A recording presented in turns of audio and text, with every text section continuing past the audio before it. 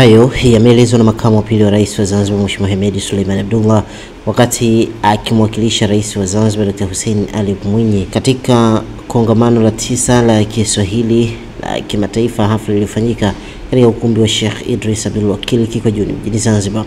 Makamu wa pili wa rais wa Zanzibar amesema serikali imedhamiria kukuza lugha ya Kiswahili kwa kushirikiana na taasisi binafsi kwa kufanya mashindano mbalimbali ya Kiswahili, makongamano na matamasha ya Kiswahili kama vivutio vya utalii wa kitamaduni utakaoifanya Zanzibar kuwa ni kitovu cha Kiswahili ulimwenguni.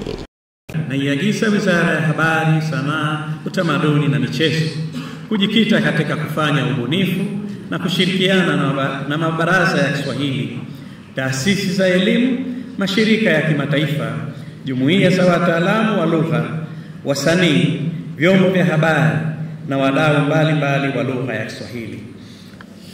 Vile napenda kutoa wito kwa wadau wote wa lugha ya Kiswahili kuendelea kushirikiana na serikali ili kuiendeleza na kuikuza lugha ya Kiswahili.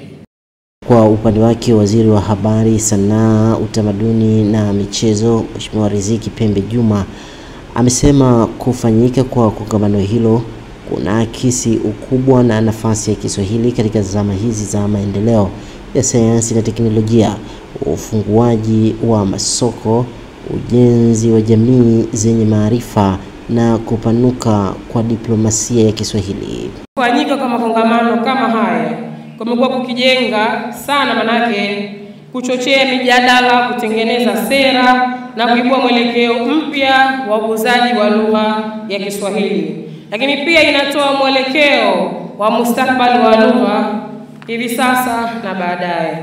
Naye mwenyekiti wa Baraza la Kiswahili Zanzibar Bakiza Dr. Sadai Said Barok amesema kuwa kongamano la 9 la Kiswahili limekuwa ni daraja la kuwakutanisha wataalamu mbalimbali kutoka duniani na watunga sera ambao wanawasilisha tafiti na mikakati ya kuimarisha Kiswahili katika nyanja za elimu, sayansi, teknolojia na maendeleo.